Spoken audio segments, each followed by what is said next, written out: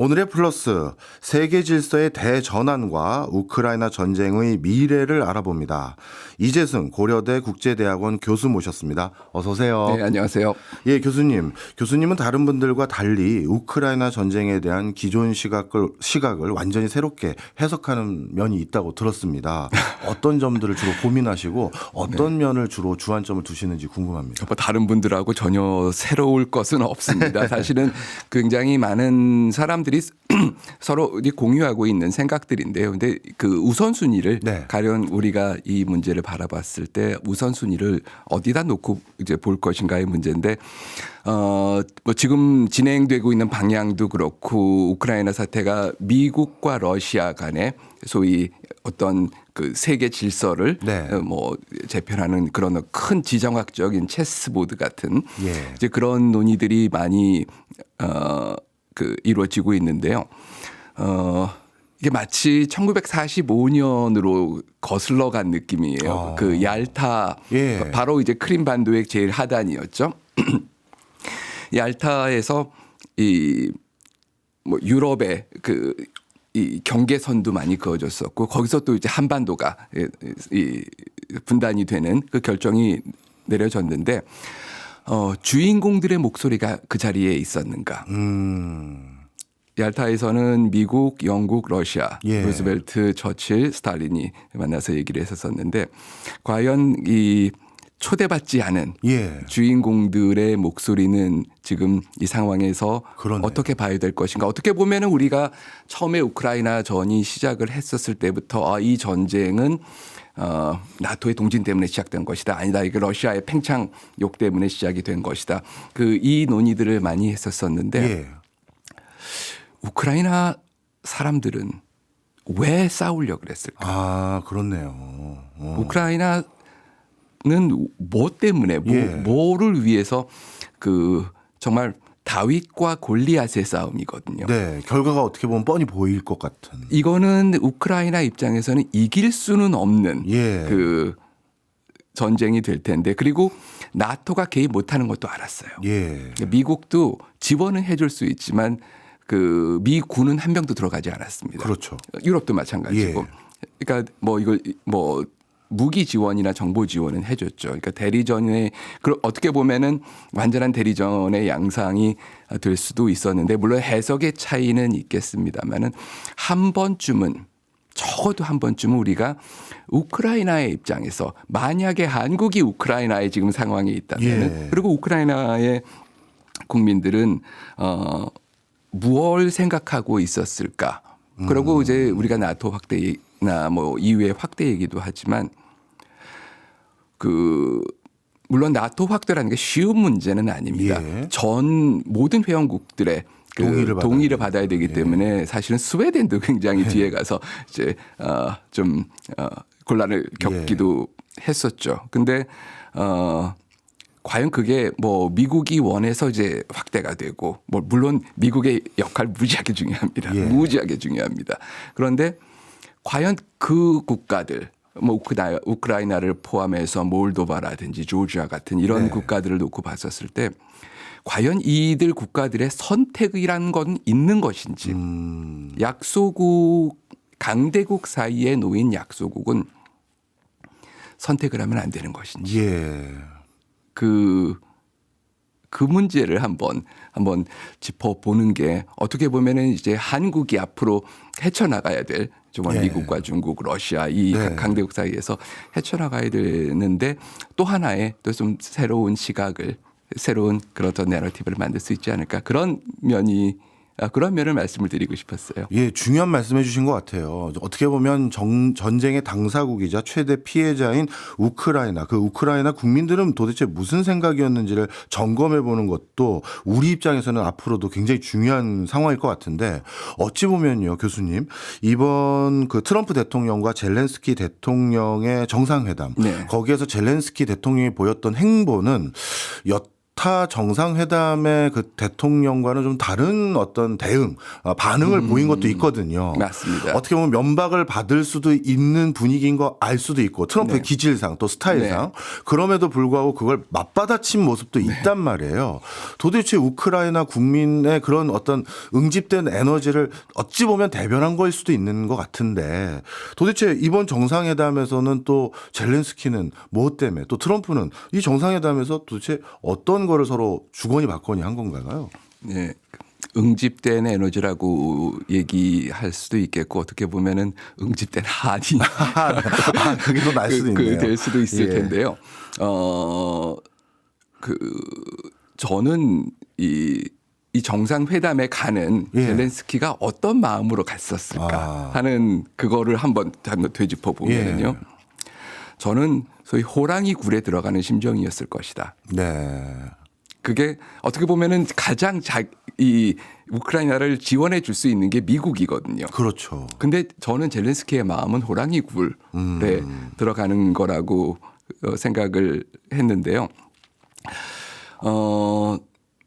가끔씩은요. 예. 가끔씩은 우리가 그 문제를 이렇게 국제 정치적인 구도나 세력 뭐 이런 그리고 뭐 이제 아주 들어가 있는 뭐 자원에 대한 이해관계 네. 뭐 무슨 미리학 뭐 예. 음모 이런 거를 뭐 함정을 봤다 아니면 이게 뭐 아니다 이건 뭐 누가 함정을 봤다 이렇게 뭐 얘기할 수도 있는데 네.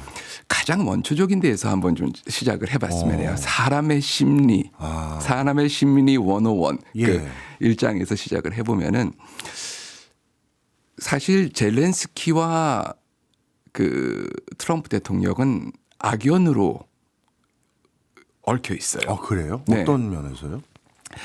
그러니까 젤렌스키 대통령이 그 2019년에 당선이 됐었죠. 근데 그 시기가 언젠가 하면은 트럼프 대통령이 재선을 노리고 있었던 그런 시기였어요. 예. 근데 뭐 바이든 대통령과 경쟁이 붙었죠. 근데 이렇게 뭐 사실 선거가 한참 진행이 될 때는 이제 상대에 대한 모든 정보가 다 그 소위 무기가 되지 않습니까? 근데 바이든 대통령의 아들 헌터 바이든 예. 이 우크라이나에서 사업을 하고 있었는데 예. 굉장히 좀 석연치 않은 그런 그 측면들이 많이 있었어요. 그래서 그 트럼프 대통령이 요청을 합니다. 젤렌스키한테 이거 우크라이나 검찰하고 경찰이 이거 조사를 해라. 예. 철저히 조사를 해라. 예. 그러면은 이제 그야말로 바이든의 원래 그 자식들의 발목을 잡는 게 가장 그 선거에서는 또 유리할 수가 그렇죠. 있는데 그 요청을 했는데 예. 젤렌스키가 안 들어줬어요. 그랬군요. 뭐 말하자면 좀 이렇게 발을 좀 빼고 예. 잘 알겠습니다. 뭐 한번 들여다보겠습니다. 근데 실제로 그렇게 적극적으로 움직여주지가 않았죠. 예. 그런데 그 와중에 예. 그 트럼프가 젤렌스키한테 그걸 요청했다라는 사실이 FBI의 내부 고발에 의해서 예. 이게 정치적으로 문제가 됩니다. 아. 그래서 지금 우리나라도 지금 대통령 탄핵 사태를 맡고 있지만 트럼프 대통령이 탄핵에 몰렸어요. 예. 근데 탄핵에 몰려서 뭐 그러니까 뭐 그 구사일생으로 상원에서 네. 상원에서 빠져나왔습니다. 네. 이제 공화당이 밀어줘서 네. 상원에서는 빠져나와서 그 가까스로 탄핵은 면했는데. 면했는데 결국 선거에서는 졌죠. 졌죠. 젤렌스키 입장에서는 어찌 보면 잘 배팅한 건데요.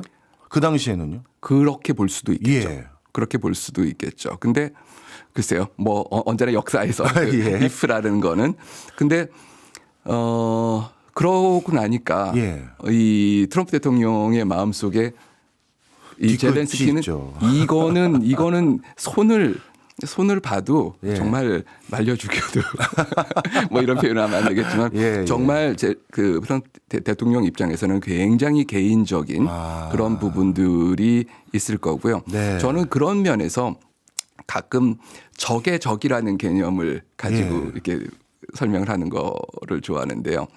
트럼프 대통령의 가장 적이 누굴까요? 가장 싫어하는 사람. 시진핑 아닐까요? 중국 아닌가요? 시진핑일 수도 있고요. 아니면 뭐 민주당을 중심으로 한 다른 쪽을 말하는 아마도 건가요? 네. 근데 보통 제일 싫어하는 사람은 제일 가까이 있습니다. 예. 그렇게 놓고 보면은 만약에 바이든 아마 바이든 대통령에 대해서도 굉장히 지금 악감정을 가지고 있죠. 뭐 멍청한 대통령이 우크라이나에 계속 지원해줬다. 뭐 그렇게 얘기를 노골적으로 하는데 그러면은 바이든 대통령이 제일 싫어하는 사람이 누구였을까요? 바이든 대통령도 트럼프 아닌가요? 그러니까 뭐 트럼프도 하겠지만 네, 뭐 서로 그것도 있지만 근데 바이든 대통령이 제일 지원해줬던 게 우크라이나란 말이에요. 각을 세웠던 게 푸틴이고 그럼 푸틴은 어떻게 보면은 어떻게 보면 자기과 그래서 옛날서부터 전쟁 전부터 뭐 푸틴에 대해서는 그렇게 별로 나쁜 감정 아니 적어도 트럼프 입장에서는 그렇게 나쁜 감정은 아니었었는데 이번 정상회의에서 이제 한참 설전이 벌어졌었을 때 제이디 밴스 부통령이 거들면서 너 펜실베니아 가지 않았냐라는 얘기를 합니다. 저는 이제 그 부분에서 또 한번 생각을 했는데 네, 젤렌스키가 미국의 지원을 요청을 하기 위해서 작년 말에 선거 전이었습니다. 선거 전에 미국에 와서 그 바이든 대통령이랑 미팅을 하고 그러고 펜실베니아에 있는 군수공장을 갔는데 펜실베니아가 어디입니까? 경합주잖아요. 경합주잖아요. 가장 최대의 경합주잖아요.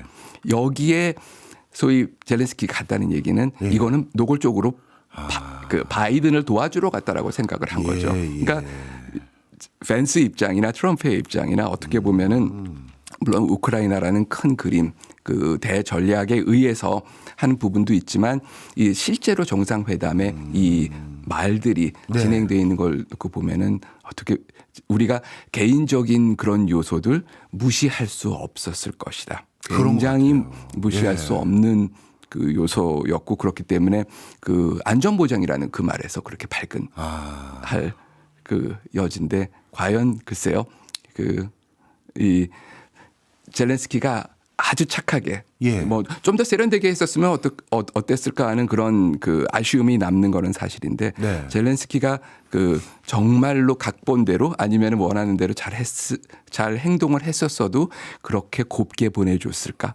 하는 그런 예상도 가능할 것 같습니다. 네, 저도 많은 어떤 선배 학자님들 또 그리고 정책 입안에 관여했던 많은 분들께 여쭤봤더니 예전에 상당히 많은 국가 리더십들이 합리성과 이성적인 판단 못지않게 감정적이고 개인적인 것으로 의사결정이 많이 이루어진다는 말씀을 진짜 누누이 들었는데 교수님 말씀 듣고 보니까 이번 사태는 그런 관점에서 우리가 한 번도 생각을 못 해봤네요, 진짜.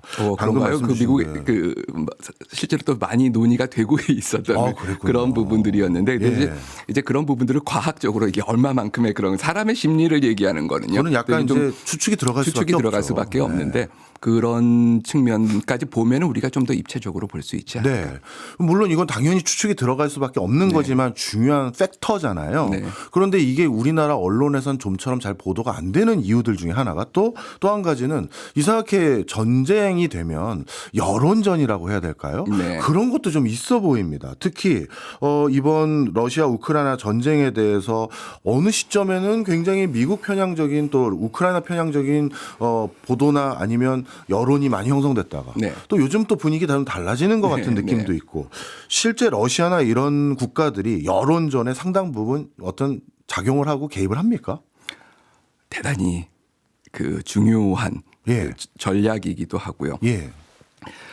전쟁은 눈에 보이는 데서만 이루어지지 않습니다. 저는 러시아 우크라이나 전쟁을 뭐 물론 이 전선에서 정말 무기를 들고 싸우는 것도 있지만 그 이면에서 아주 치열한 내러티브전 그리고 선전전 정보전 그리고 인지전이라고 얘기를 하죠. 사람들의 생각을 어떻게 끌고 나가는지 이 부분이 정말 눈에 보이지 않는 전쟁이 지난 수년간 지속되어 왔고 실제로 이런 특히 우크라이나와 관계된 이런 뭐 정보전 인지전은요. 저는 훨씬 더 뿌리가 깊다고 생각을 합니다. 이게 특히 유로마이단 사태가 발생을 했을 때 2010년대 초중반서부터 또 크림반도 합병 그리고 그 이후 과정에 있어서 굉장히 많은 러시아 인지전이 펼쳐져 있었고 실제로 유럽에 가서 유럽의 특히 이 전선 국가들에 가가지고 가장 큰 지금 위협이 뭐냐라고 얘기하면은 거의 거리낌 없이 사이버라고 얘기합니다.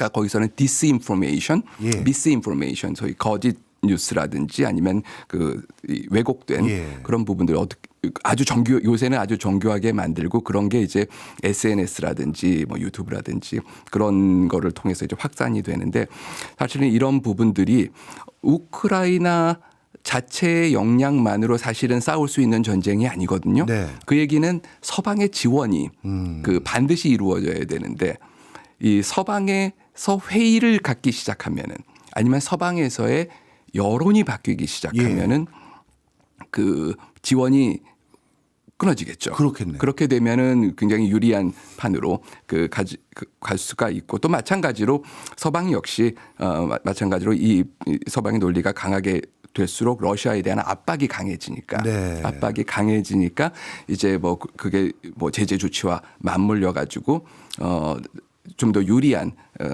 판국으로 끌고 갈 수가 있다라고 그렇게 얘기를 할 수 있겠습니다. 균형을 사실은 어떻게 보면은 이것도 팽팽한 균형을 저는 이루어 오고 있다고 생각을 했는데 트럼프 대통령이 그 당선이 되고 나서는 네.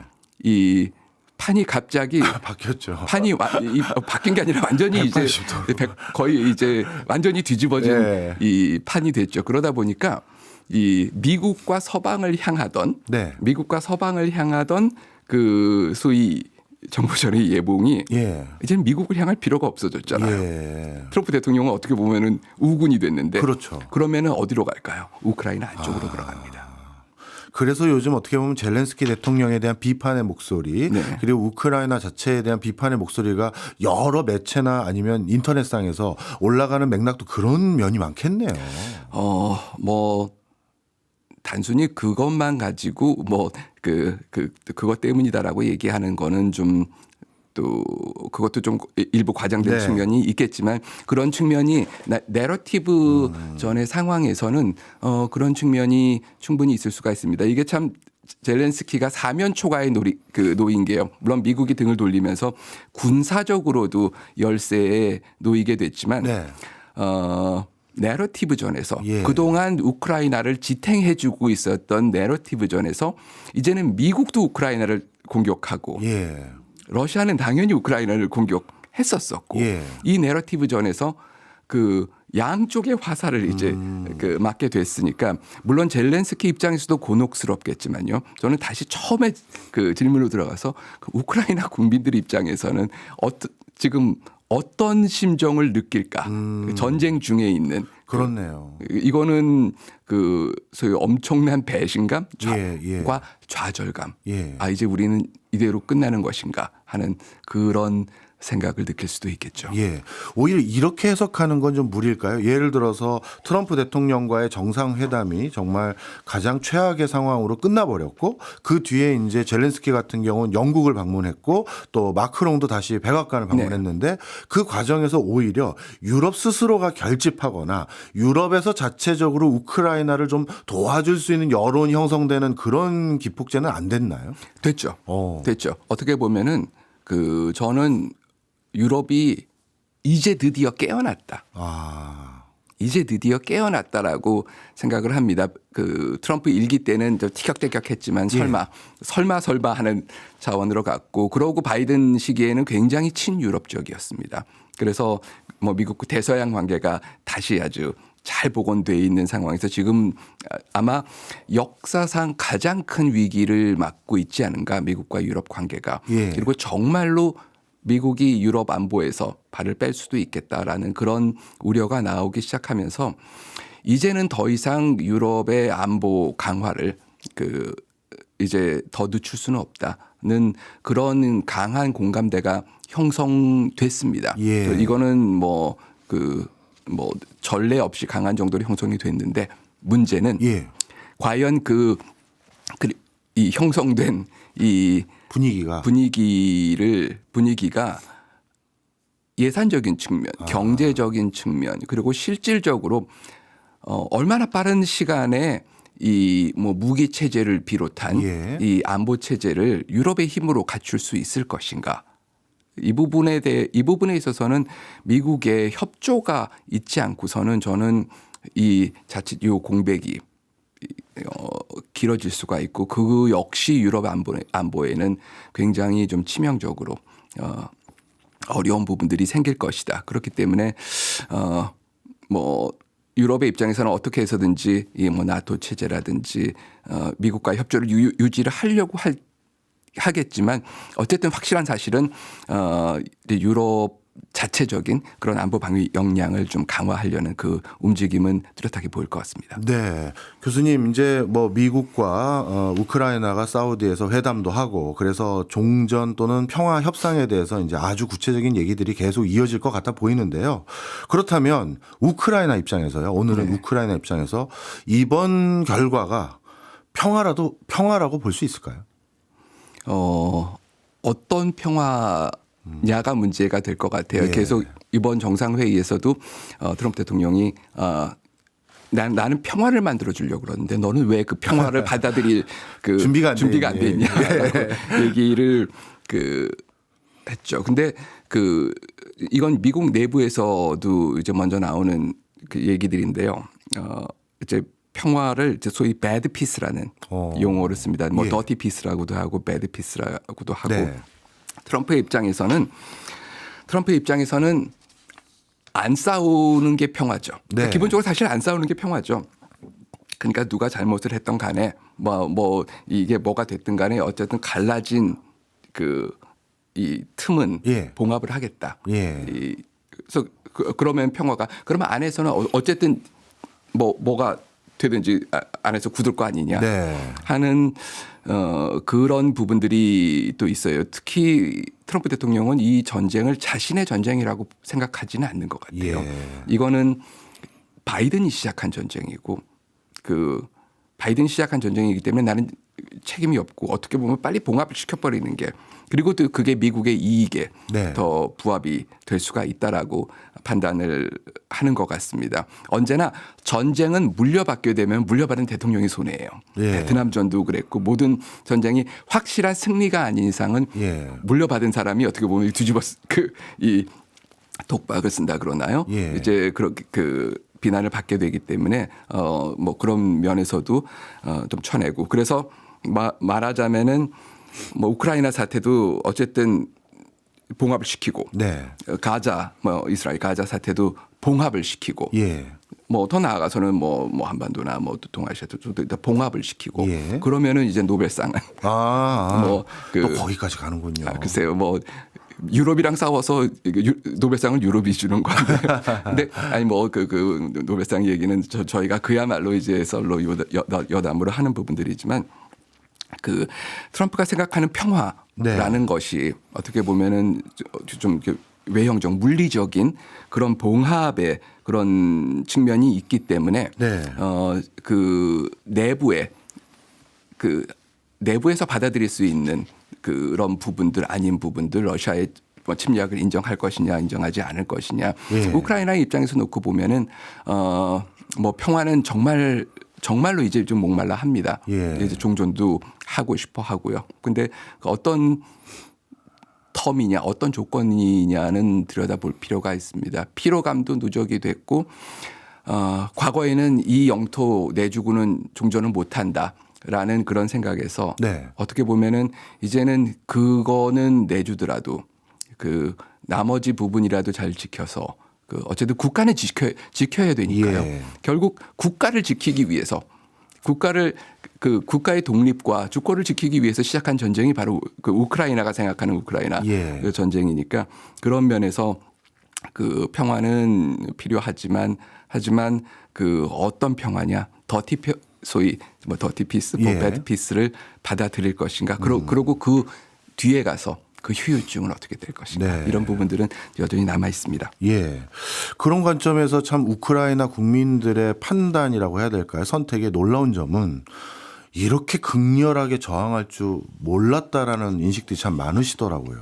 상당히 오랜 기간 러시아의 직접적인 영향 아래 있었고 그리고 역사적으로도 우크라이나라는 지역에서 무슨 오래된 왕조들이 계속해서 유지해 왔다 이렇게 보는 학자들도 별로 없더라고요. 없어요. 실제로 네. 그렇지 않았습니다. 그런데 아니 이렇게 모든 거를 걸고 싸울 줄은 몰랐다라고 하고 한국에 있는 물론 미군에 계신 분이지만 그런 평가를 하시더라고요. 제가 만나본 분은. 미군이 어느 나라를 지원할 때 어느 정도까지 지원하는 굉장히 중요한 요소 중에 하나가 그 나라 국민들이 스스로 얼마나 항전할 의지가 있는지가 굉장히 중요한 그렇죠. 요소인데 네. 우크라이나는 그런 관점에선 정말 100점 만점의 국가였던 것 같다라고 평가를 하시더라고요. 교수님 도대체 이렇게 그래도 항전의 그 뭐라 할까요? 투쟁심? 네. 이게 도대체 어디서 나온 거예요? 한에서 나온다고 봅니다. 네. 한도 있고 예. 그러고 소위 미래에 대한 한과 희망 두 개가 있다라고 생각을 하는데요.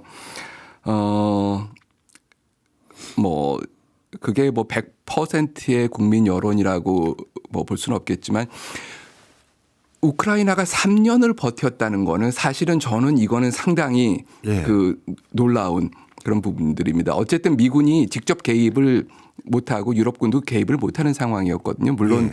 그 다윗과 골리앗의 싸움에서 그 다윗한테 최첨단 돌판매는 지어줬죠. 예. 네, 하지만 싸워야 되는 거는 다윗의 입장이었는데 그 취약했던 그 군대를 가지고 3년을 그래도 내부적인 결집을 유지를 하고 싸웠다는 거는 어떻게 보면 상당히 뭐 그것도 좀 놀라운 그런 일이기는 한데요. 우크라이나의 이 역사를 들여다볼 때 사실 90년에 시작한 것도 아니고 91년에 시작한 것도 아니고요. 예. 1945년에 시작된 것도 아닙니다. 예. 더 이렇게 거슬러 올라가서 하나씩 보면은요. 우크라이나에서 지금 젊은 층들 예. 91년에 독립을 했습니다. 91년 이후에 태어난 그 우크라이나 국민들은요. 지금 이제 35살쯤 됐겠죠. 이 사람들은 소위 소련이나 러시아 치하에서 살아본 적이 없어요. 그렇네요. 그러니까 아이덴티티가 예. 그리고 굉장히 그 유럽 지향적입니다. 그런 측면들이 있기 때문에 바로 10년 전에 10년 조금 더 됐죠. 유로마이단 사태가 대표적으로 우리는 유럽으로 가겠다라는 예. 그거를 보여준 그때 이 사람들이 20대 초반이었어요. 그 대학생들이었습니다. 예, 예. 유로마이단은 거의 대학생 젊은 세력들이 이끌었던 거니까요. 네. 이제 그 사람들이 10년 동안에 아이를 낳고 또 결혼을 하고 예. 지금 이제 소위 중년을 향해서 가고 있는데 영 우크라이나를 놓고 봤었을 때는 예. 이 사람들의 아이덴티티는 분명히 기존의 아이덴티티와는 좀 다른 측면이 있을 것이다. 이런 측면은 굉장히 친유럽적인 성향을 가지고 있었던 그런 측면이 있고요. 예. 또 하나 우리가 봐야 될 게요. 예. 우크라이나와 특히 우크라이나가 대표적이었지만 뭐 폴란드나 이 발트 3국 이 동유럽 국가들을 피해 젖은 땅이라고 얘기를 합니다. 이거는 역사학자 티모시 스나이더가 네. 한 말인데 피해 젖은 땅에서 살아왔어요. 예. 뭐 이번 전쟁도 참혹했지만 가령 1930년대 초에 이 소위 소비에트 유니언 이 소비에트 체제 스탈린이 이 지역 우크라이나의 이 농집 네. 이거를 소위 집단 농장화합니다. 예. 그러면서 근데 그 시기에 대기근이 닥쳐요. 네. 대기근이 닥쳐서 물론 흉년 자연재해도 있었지만 어떻게 보면은 집단 농장에서 생산력은 떨어지고 그리고 이 할당량은 가져가는 그 상황에서 우크라이나 사람들이 많이 아사를 했습니다. 그거를 이제 홀로노모르라고 예. 하는데요. 얼마 정도 굶어 죽었을까요? 저도 예전에 한번 문서에서 본 것 같은데 상당한 비율이었던 걸로 기억하는데. 정확한 추정치가 사실은 나오지 예. 않아요. 그 상황에서 지금 센서스가 나올 수가 없으니까요. 예. 근데 약 추정하건대 한 400만에서 600만 정도가 어마어마한 숫자네요. 아사를 네. 소위 굶겨 죽인 거죠. 예. 이제 그 곡물이 없었냐 많이 부족하기는 했을 텐데 그 우크라이나에서 소위 이제 집단 농장에서 가져간 곡물이 실제로 러시아가 수출을 했어요. 예. 그러니까 그 정작 그 농사를 지었던 사람들은 이제 아사를 하고 먹을 게 없으니까 도시에 가면 뭐라도 빵 부스러기라도 있지 않을까. 그런데 도시에 가는 것도 여권을 받아야 돼요. 이제 그 상황에서 꼼짝달싹을 못하면서 예. 수백만 명이 야서된 그 경험이 있거든요. 그러고 나서 강제 이주를 당했고 예. 그러고 그 과정에서 이걸 우크라이나 민족주의자들이 얘네들이 지금 공물을 빼돌려서 예. 너네들이 먹을 게 없는 거야. 그러니까 얘네들 처단해야 돼. 그 논리. 그 다음엔 나치가 들어왔어요. 네. 그래서 유태인 다 학살하고. 예. 또 그러고 나선 다시 또 소련이 들어와서 나치하고 부역했던 사람 다 나와. 예. 그래서 또 숙청을 하고. 그야말로 피해 젖은 그런 땅에서 살아왔기 때문에 어떻게 보면은 우크라이나의 그 주권과 정말 이 우크라이나로서 살아가고 싶어하는 그 한은 네. 저는 상당 부분 안에 배어 있지 않을까 하는 그런 생각을 합니다. 네. 어떻게 보면 2차 세계대전 이후에는 또 서유럽 국가에 수출할 가스 때문에 네. 간간히 밸브 잠궈서 우크라이나에게는 혹한 길을 보내게 만들었던 것도 계속 그런 피해와 어떻게 보면 희생을 유도했던 그런 응어리, 그걸 진짜 한이라고 표현하는 게 제일 맞아 보이는데요. 그게 자연스럽게 이번에 뭔가 더 이상은 안 되겠다 하면서 계속 항전하게 만드는 그런 근원적인 에너지가 됐을 것 같아요. 네,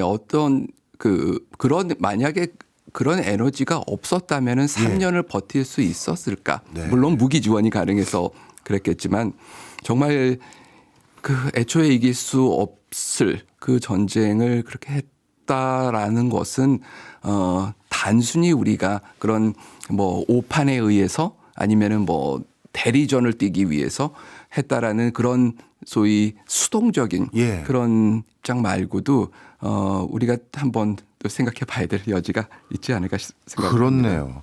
사실 저는 자꾸 오늘 그 교수님 통해서 우크라이나 얘기를 주로 하지만 우리나라에게도 참 많은 시사점을 주는 대목들이 앞으로 많을 전쟁이구나 하는 생각이 드는데, 자, 그렇다면 이 트럼프 대통령이 지금 우크라이나를 계속 몰아붙이면서 네. 어떻게든 자의반 타의반으로 전쟁을 끝나게 유도하고 있고, 그 과정에서 적지 않은 영토도 아마 러시아에 뺏길 것 같고, 그 영토 중에 일부는 정말 자원들이 많은 땅을 내줘야 되는 상황으로 보이고, 나머지 국가 재건 사업에서도 미국이 많은 이권을 가져갈 것 같아 보이는 상황인데, 우크라이나 이거 어떻게 돌파할까요?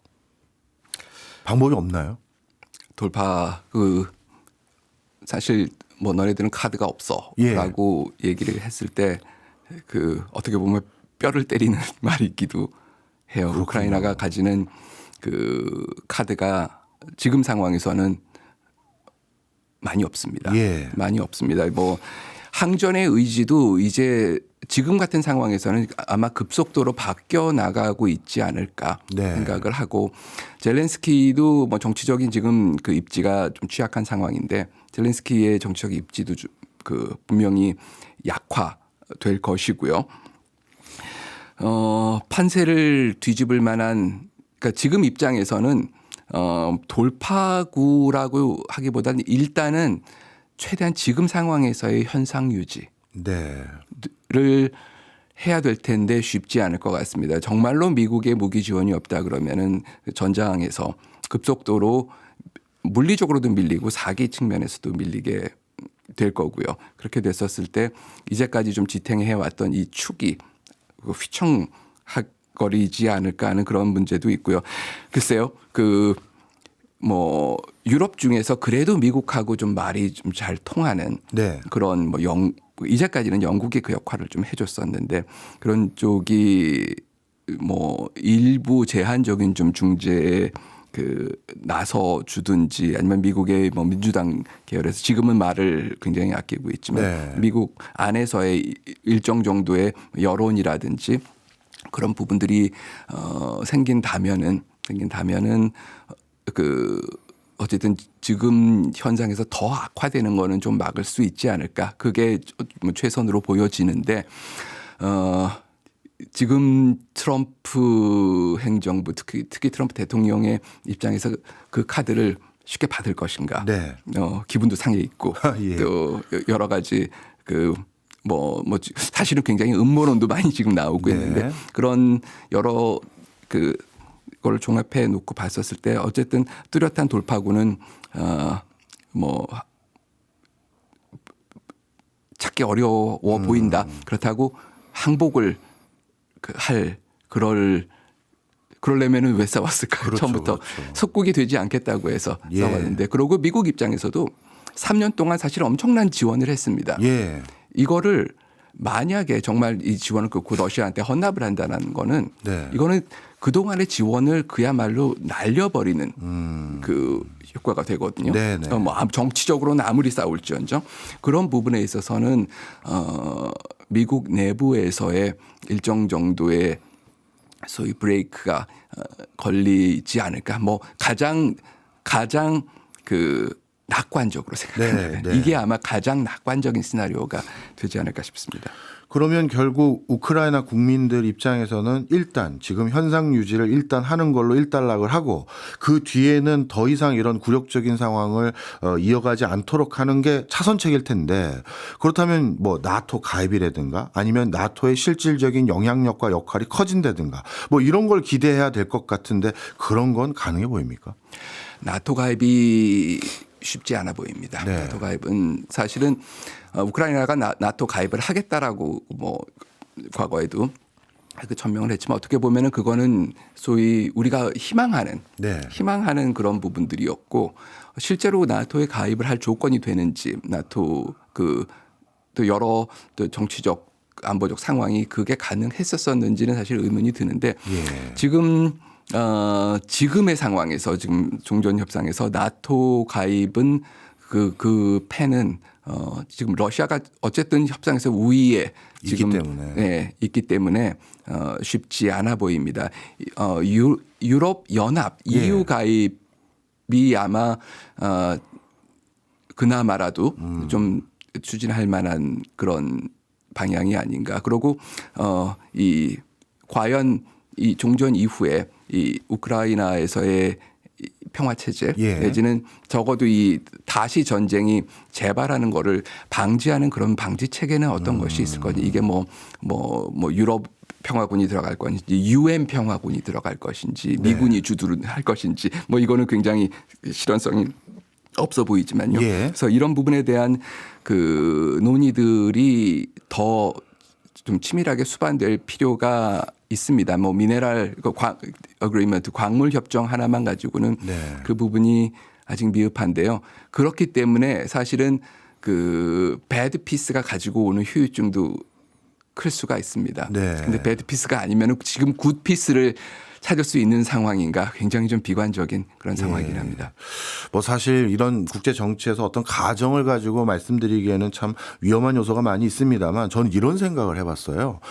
젤렌스키와 그다음에 젤렌스키 행정부의 수반들 그리고 우크라이나 국민들 입장에선 더더욱 체제가 불안정해졌고 러시아가 추가로 밀고 들어왔을 때 이제 저항할 수 있는 여력마저도 사라진 상황에서 우리의 안보는 어떻게 지킬까 했을 때 차라리 미국은 안 들어올 게 뻔한 거고 광물 자원 개발을 미국 관련한 기업이나 이런 데다가 넘겨주면 거기 미군에 준하는 어떤 미국의 민간인들이 많이 상주하면서 활동할 것이기 때문에 그게 자신들의 안보를 당분간은 좀 지켜줄 수 있는 버팀목으로 차선책을 선택할 것 같아 보였어요. 그리고 나중에 본인들이 지금 가장 뼈아파할 게 원래 우리가 세계 3대 핵보유국이었는데 그걸 다 줘서 이렇게까지 처참하게 당한 거 아니냐 하면서 이제 진짜 뒤에서 자체적인 핵 개발을 몰래 하려고 하는 건 아닌지 그리고 이것 때문에 지금 또 전 세계에서 봤거든요.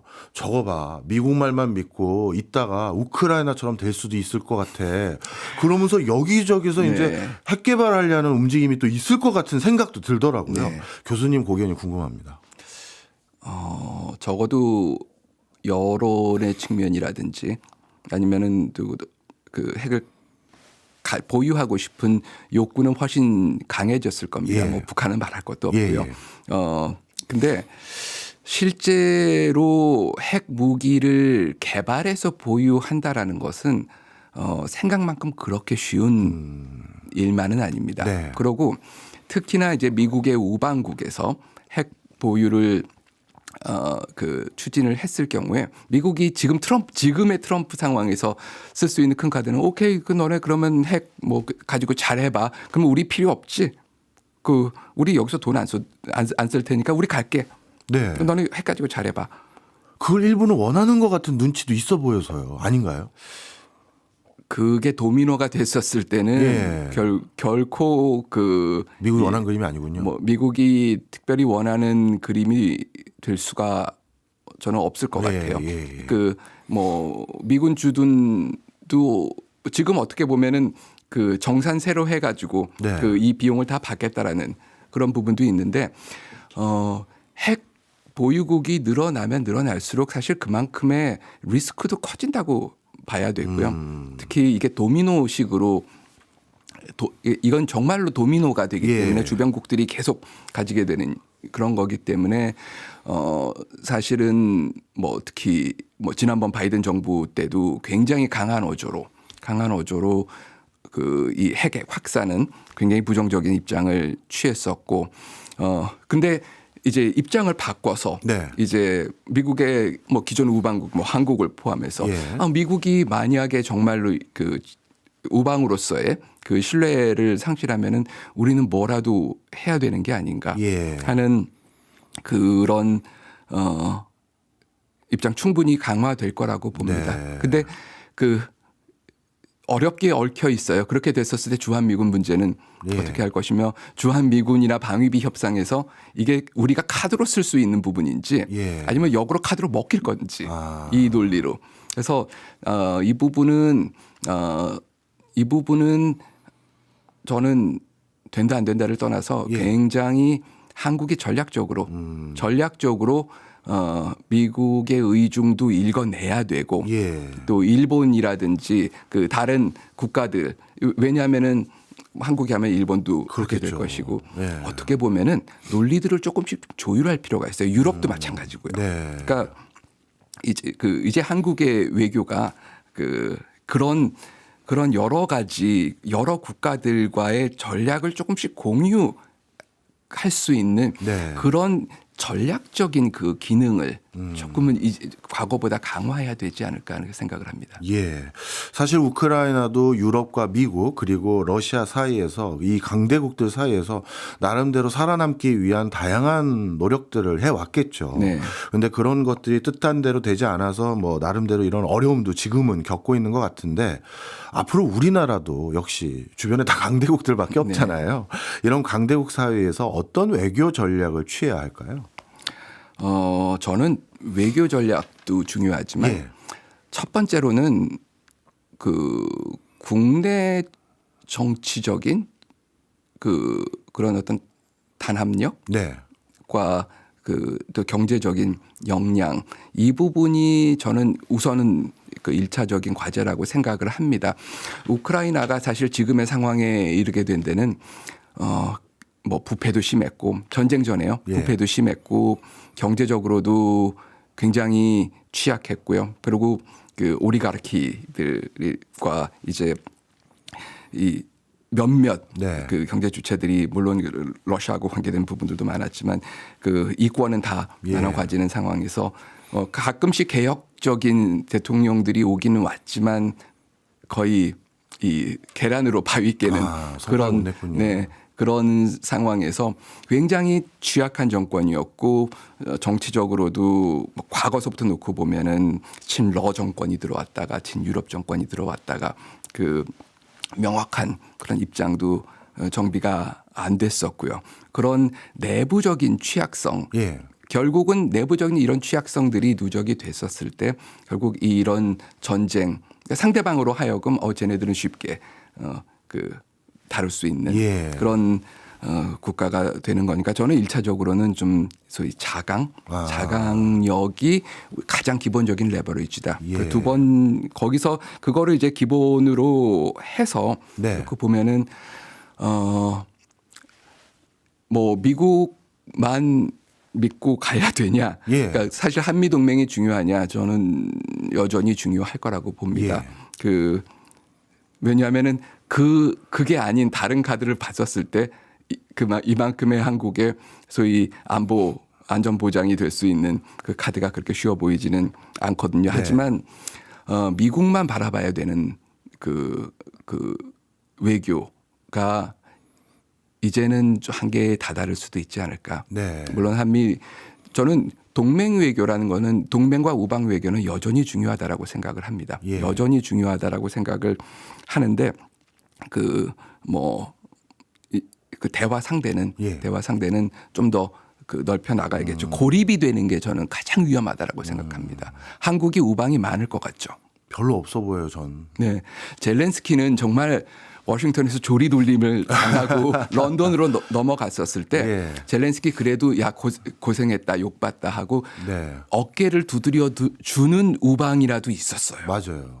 한국이 만약 이런 상황에서 워싱턴에서 조리돌림을 당하고 돌아왔었을 때 예. 누가 한국한테 국밥 한 그릇이라도 사줄까요? 그게 없어 보입니다. 저는 그 생각을 할 때마다 아찔해요. 예. 그 생각 한국이 굉장히 세계적으로도 인기도 많고 K-팝도 인기가 많고 뭐 한국 제품도 많이 팔고 있는데 과연 우리는 그 미국을 벗어난 체제에서 우리 자력으로 동원할 수 있는 이런 우방이 얼마나 있을 것인가 이런 차원에서 사실은 우방 외교도 우리가 다른 한편으로 여기서 우방은 어느 정도의 감정을 내려놓고 접근해야 될 그런 그 파트너들도 있고요. 예. 그 마지막으로 우리가 실용 외교를 많이 얘기를 하거든요. 저는 실용 외교도 분명히 필요하다라고 생각을 합니다. 가치만 가지고 되는 부분들은 아니니까. 근데 실용 외교라는 것이 그 단순한 기계적으로 파트너를 바꾸든지 아니면 기계적으로 균형을 그 이루면은 실용이 되는 저는 그거는 그 역시도 상당한 오류를 가진 부분이라고 생각합니다. 그 균형 외교라는 거는 어떻게 보면은 굉장히 상상 속에서 존재를 하고 있거든요. 근데 균형 외교가 모든 거에 플러스를 주면서 하는 균형 외교는 저는 한국이 굉장히 필요하다고 생각합니다. 그 한미 동맹 한미일 파트너십 그래도 중국과의 관계 러시아의 관계 같은 것도 중장기적으로 관리해 나가는 이 양쪽의 플러스가 되는 이 외교 전략은 가능한데 이걸 벽돌을 빼가지고 이쪽에 마이너스를 만들어서 이쪽에 갖다가 붙이는 그 소위 제로섬의 외교를 하게 되면은 한국 입장에서는 아주 쉽게 고립이 될 수가 있고 그렇다면은 굉장히 외교적으로 우리가 쓸 수 있는 패가 줄어든다. 그 최대한 우리가 패를 그리고 우리가 가진 역량을 발휘할 수 있는 그런 플러스의 외교 전략을 취해야 되지 않을까 생각합니다. 예, 저도 정치학을 전공하신 많은 교수님들 아는데요. 그분들 다 얼마나 말을 조심스럽게 하는 게 또 습관화되고 다 이런 분들이 많은데 오늘 굉장히 온화한 말씀으로 뼈 있는 말씀 우리에게 많이 해주셔서 아마 값진 컨텐츠 오늘 확보한 것 같은 생각이 듭니다. 자, 지금까지 이재승 고려대 국제대학원 교수였습니다. 고맙습니다. 네, 감사합니다.